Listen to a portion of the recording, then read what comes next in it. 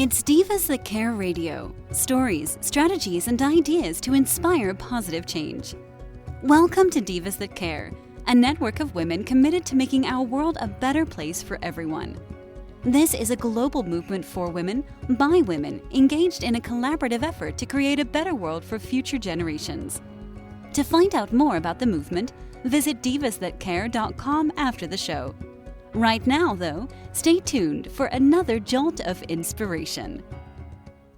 Well, hello to all. Welcome to Divas That Care Network. I am Joyce Benning, and I will be your host for this exciting, robust lifestyle show.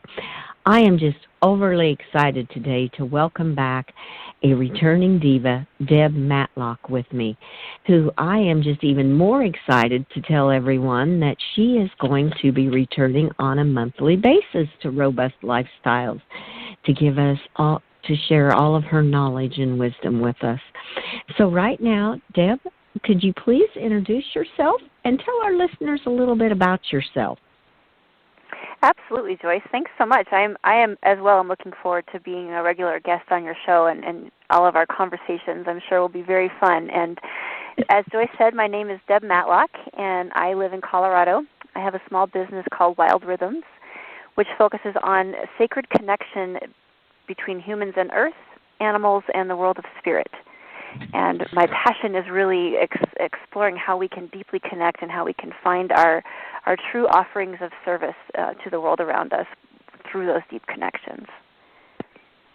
Oh, so beautiful. Well, that just all ties right into the topic today of living with the more than human world as part of our community. Wow, what a more fitting introduction to top right into it. I love that.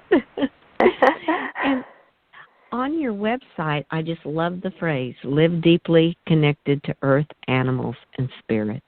I just think that is just beautiful. So thank you. You are so welcome. So as talking along that line with living more deeply connected in this way, what does it exactly mean to extend our sense of community to include the non-human life? Yeah, I love that question. That question speaks so deeply to my heart. I feel like so often when we use the word community, we're talking about humans. And I think that's valid, and we should, of course, explore our human communities. But we also live by so many other beings, whether they are the birds outside our window, the dogs, laying by our fireplaces, the ants outside of our front door, the plants in the garden. We live in this vibrant world of life with all of these beings, all of these creatures around us. And they are all part of our community as we are part of theirs. And so if we extend our idea of community to include humans and all these other beings, then it's like our worlds just explode with life and with connection and with relationships.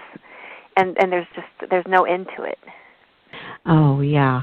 Well, that is so beautifully put. I love how you said the vibrant world around us includes the plants, not just the animals, but the plants and all the living. I mean, the trees right now are here in Kansas are starting to bud out a little bit with springtime around the corner, and as the grass becomes green. And it really makes me feel like it's what helps me to survive and thrive so much better in this world when you can connect to all of it, to the earth and the animals and everything. So why does it matter if we see the non-human life as part of our community? I've shared a little bit how it helps me. How do you feel that it matters to others in the world? Yeah, I was going to say I love what you just said, because that's a part of it for me, is that I think if we look at ourselves in relationship to the world around us, human and not, we can see our patterns and our rhythms, and we can see how our actions impact those around us. And we, theoretically can move in a way of conscious awareness.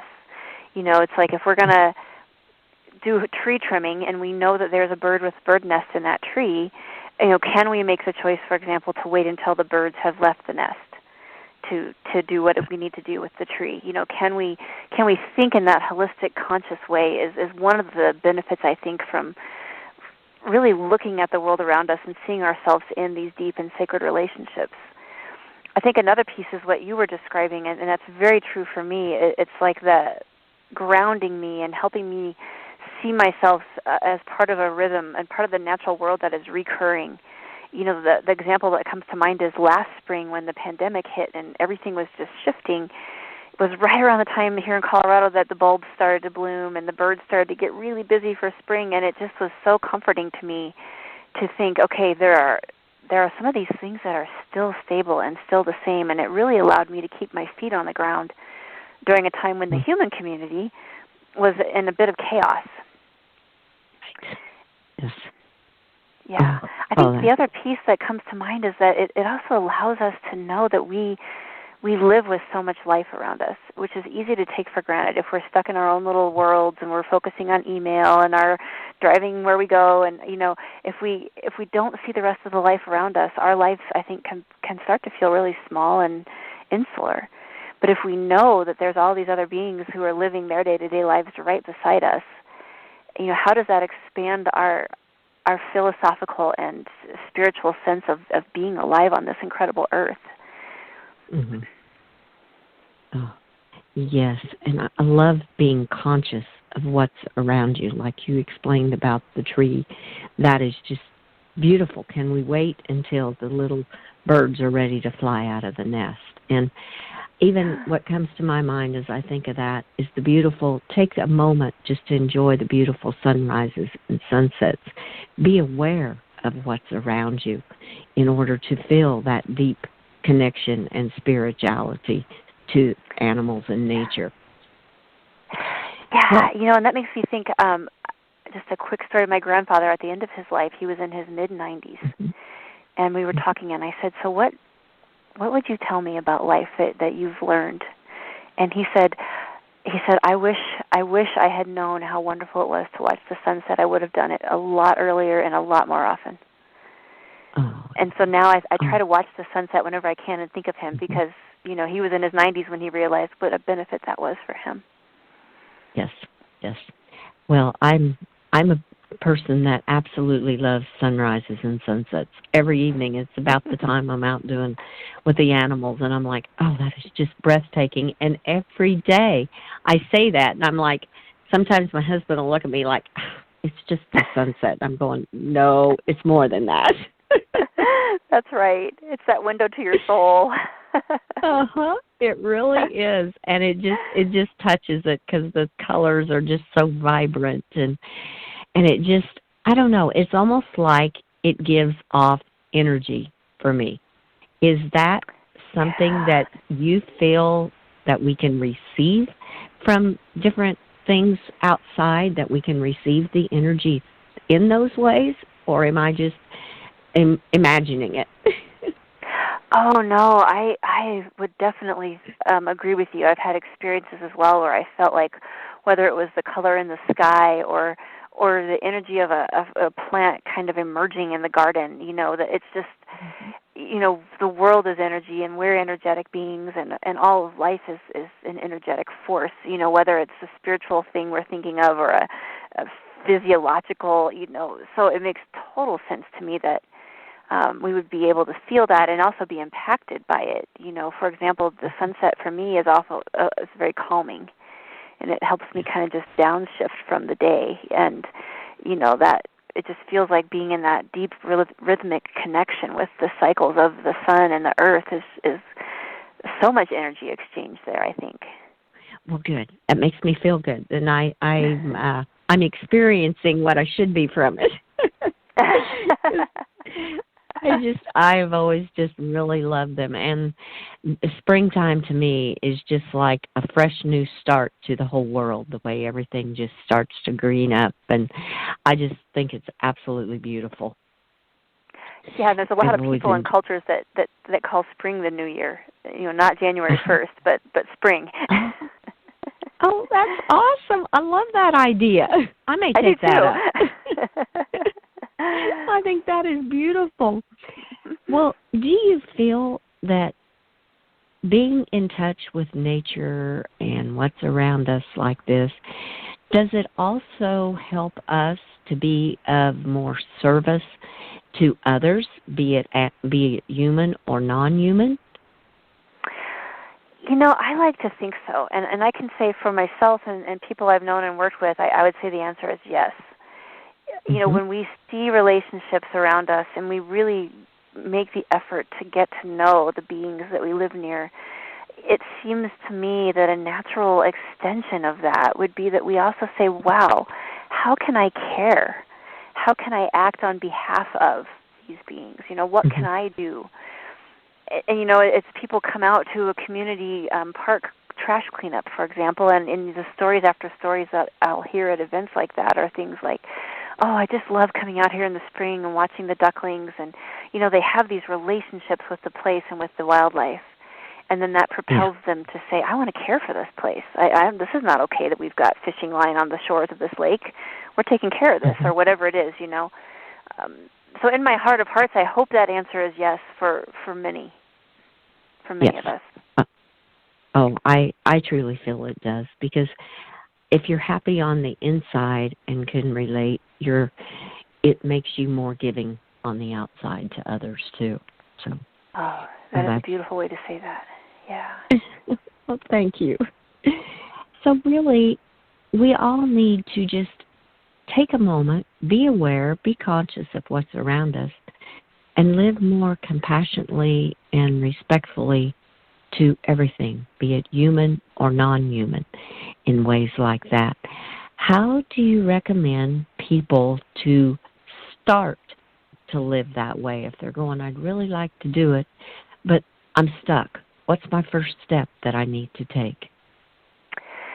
Yeah, a first step that is really simple, and it's really, I call it a low-hanging fruit kind of step, easy to grab off the tree, is to just say each day I'm going to notice one being in the natural world that maybe I haven't noticed before or maybe draws my attention. And I'm just going to go in on my calendar and just write down, robin, earthworm, tulip, and just take a few seconds, a few minutes, and just walk outside the door and look for those beings. And just who draws your attention? Who do you want to sort of say hello to? And then jot that being down on your calendar. And what's really fun about that is that at the end of the month you can look at all these beings that are part of your community. You can also trace it, if you keep doing it, you can trace it through the year and the seasons. And you can sort of see who's around at what part of the year and who's not. Certainly here in Colorado we have certain birds that are definitely not here in the winter, and some that are here in the winter and not the rest of the year. And that could be a starting point, just to say, I just want to get to know my neighbors. Just like if a new neighbor moved in across the street, a new human neighbor, you might go over and welcome them to the neighborhood, take them cookies, whatever it is. How do we get to know the neighbors around us that aren't human, but that we live with every day? One way to do that is to track that. Mm-hmm. Oh, that is a fantastic idea, and an easy step to do. I mean, it's not complicated. If you walk outside and you see that bird, that's redbirds or cardinals, I guess is their official name. I just absolutely adore them, and I've always heard that when you see one, someone in heaven is thinking of you, and I just love that, because I always see one when I need to. It's just like, there they are. It's like they read my mind, and I need that refreshment from them. And they're just beautiful. I love them. Oh, yeah, that's a great example, too, because it's like they're part of your community, and you have this connection, and, it has meaning for you, and, yeah, that's exactly it. We can all find those connections wherever we live, whether it's cardinals or some other being. Yeah. Right. Oh, and how you call them neighbors. I love that. They are our neighbors. Yeah. We all share the same world. We all share the same world. That's right. That is right. And we can take it down a notch even and say we all share the same community or the same yard or the same, plot of land. I mean, and I always marvel at this big, huge world full of so many beings. It's like, why am I here right now with these few? What about the mystery of the universe has made it so that these are the animals that I'm hanging out with, or this is the land that I'm caring for right now? It's amazing to me. Yes, that it is amazing. It is just amazing how you are in a certain place at a certain time and how you are caring for them. And we all share the same air. I mean, we're all breathing the same air, be it the plants, the animals, or us. We're all in it. We're all in it together. And I just love the idea of just living together, living and helping one another out. Because, that is just incredible. Yeah, so, it's a beautiful vision, I think, for the world too. If we just all do a little bit of that each day, what might the world look like? Yes, what might the world look like if we could do that? Well, in that, what benefits have you seen through your work that people really experience or start to experience when they start to become aware and conscious of nature and animals and the spirit that's out there for them? What are some of the benefits you've seen? Yeah, over the years I've seen some people, make major life changes because of their growing relationship with the natural world or their sense of spirituality and how that relates to their connections. I've seen people do smaller changes, but no less profound. I had one client once who started a nature study group for the homeschooling kids in her neighborhood, which her kids were part of this little group of families, and they just didn't have anything like that. So she just started once a week afternoon exploring nature, and it was beautiful, and these kids had this incredible experience, and all that was born from her own connection and her own sense of inspiration and her own urge to sort of help others find that and help others learn how to care for the places where they were living. I've seen people make pollinator gardens out of their non-native gardens. Little things, big things. But it's really more about just helping us find our sense of our own belonging within it all, and what can we contribute.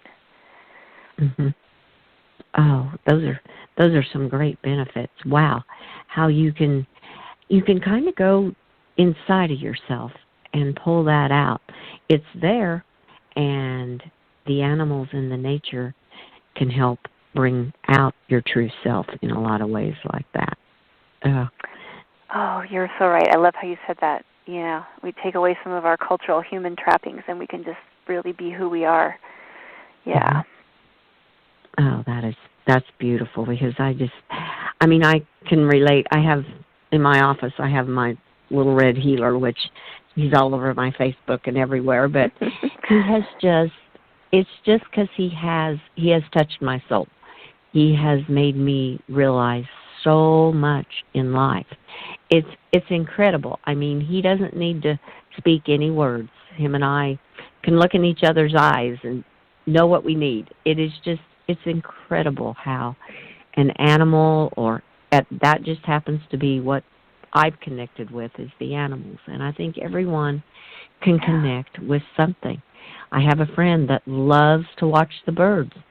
She'll message me and go, "Oh, these birds are just beautiful. They have such beautiful actions, and there's colors." And so she's relating to the birds and helping her to bring out different ways of feeling about her life. So. Yeah, and trees. I hear a lot of people talking about their favorite tree growing up, or how they feel near trees, and same with bodies of water. That seems to be another one. People often have stories and memories, or people crave time next to a little stream or a pond, or even even the bird bath in the backyard can still bring some of that water feeling and that sound. And yes, there are so many ways. I mean, we have named so many different ones, just chatting here, of different ways: the sky, the trees, the plants, the birds. I mean, it's all around us. It's just amazing. It's totally amazing how we can all connect together like that.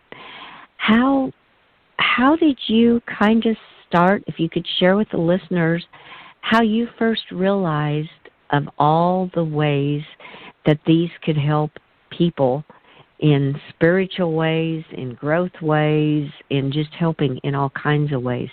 What was maybe a moment in your life that made you realize this? Yeah, I will say I came to all of this work from my own journey 100%. Growing up where I was outside all the time, growing up with my dog as my best friend, seeing the more than human world as very much a part of my life. But I think when I really started to appreciate it was probably late teens or early 20s. I was going through a challenging time in life, and I was really questioning my purpose and my role and what was my future going to be and all those things that we do, periodically, especially at that age. And I just knew I had to be outside. And I couldn't think clearly indoors, and I'd never thought about it like that. So I went outside and I went for a hike, and I sat down in these rocks, and I could just feel the ancient energy off of these rocks, and it just kind of gave me this sense of, Deb, you're not going to have all the answers today, but you don't need to. Like, the story is bigger than you. It's okay. And it was just this moment where I didn't know that I was doing anything wilderness therapy or any of these things. I just was doing what felt right to my heart, and realized that I felt like I was in the company of this wisdom and these rocks that were just wise and old. And it was a chance to speak with the universe, speak with my own spirit. And from then on, I started to realize, wow, this is powerful stuff. And then through my career, just seeing other people have their own experiences of that, it really kind of humbled me to realize, we are of this earth, and our spirit is alive. It doesn't mean that there's not a life. All the religions, they all fit within this, because here we are. It's not against anything. Being a part of the planet is not against anything. Oh, Deb, that was absolutely beautiful. Oh, my word. I love that, how you just realized it in that way. What I heard is follow your heart.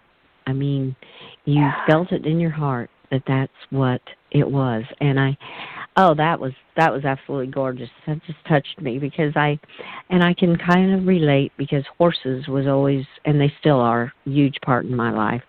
They have always been my way to let go of things. And even growing up as a kid and in my teen years, if I needed to get out and think, I'd go get on my horse and just go. And I mean, it was always my way that my horse gave me a new look on life.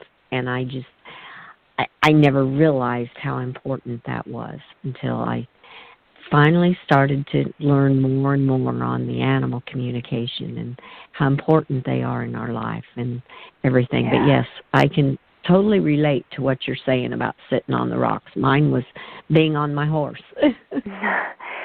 Yeah, exactly. And what a beautiful relationship to grow up with. And, I feel like those relationships kind of form us, and they weave into us. And whether we grew up with those or not, we can consciously have those relationships now as adults, So I definitely think the invitation is there for everybody, wherever they are in their life journey, Oh, yes. I agree with you totally, because, I mean, even if you do not have the ability to be out in the country or be around them, there's always shelters that need help, where if you're connected to animals and want to be connected, there's ways to go that way. There's riding places for horses, there's parks, there's nature trails, there's all kinds of places to connect with them, even if you are not able to live in the country. You do have ways that you can connect back to nature and animals. Absolutely. With every sip of water we take, we're connecting ourselves to the world, to the earth, every breath of air, every bite of food. Mm-hmm. We can't be separate. So you're exactly right. It doesn't matter. There's wildness in deep cities too, with I've seen falcons diving off of skyscrapers and going after pigeons on the sidewalk. This wildness and the natural world is everywhere, and it's also in us. We can't mm-hmm. escape it. No. Thank goodness. Yes, thank goodness. That's why I love your website name, Wild Rhythms. I think that's just so fitting to everything you talked about. It is just beautiful. Oh, thank you. It is just all around us, no matter where we are. It can be found. You just have to be aware and conscious of what's around you. That is so beautiful. Well, Deb, this interview has just been fabulous. I had wrote down all kinds of notes from what you were saying. I just loved it. You gave so much great information. Would you have some final thoughts to share with our listeners today as we start to wrap up this interview? Sure. I would just say, it's the time of year in March, no matter where we are in the world, the seasons are shifting and the patterns of the natural world and the wildlife around us are shifting, and it's a really fun and exciting time to open our eyes and increase our awareness. It's one of those times of lots of activity, starting to rev up. And so it's a beautiful time to, as we mentioned earlier in the show, kind of start with that new plate, that new year kind of feeling of, all right, I'm just going to start my relationship right now, today, no matter what, no expectations. It's just whatever it is, I'm just going to open my heart a little bit today and just let that journey unfold wherever it takes you. That would be my one thought to leave with for today. Oh, that was just an absolutely beautiful thought.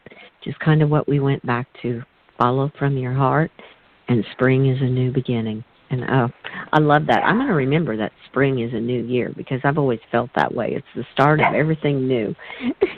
Yeah, me too. It makes a lot more sense to me than January 1st. Me too. I like this a whole lot better. Well, Deb, I want to thank you so much, and I want to remind our listeners again that Deb Matlock is going to be back with us on a monthly basis, sharing her knowledge and wisdom all about the animals and nature and the spirit. I am just so excited to have you back once a month, Deb. Oh, me too. I'm really looking forward to it, and thank you so much for that offer. Oh, you are so welcome, so very welcome. Have a wonderful day today, Deb. You too, and as well to all the listeners. Yes, definitely. And we will be posting all of Deb's social media links to this podcast. And I just want to thank all of our listeners for listening to this interview with our amazing diva, Deb Matlock. Please share it with your family and friends. Check out all the hosts and their shows on divasthatcare.com. Fantastic day. Be kind to all. Give your animals a hug and share your love with them. And until we connect again on Robust Lifestyles, stay strong and healthy. Thanks for listening. This show was brought to you by Divas That Care. Connect with us on Facebook, on Instagram, and of course on divasthatcare.com, where you can subscribe to our newsletter so you don't miss a thing.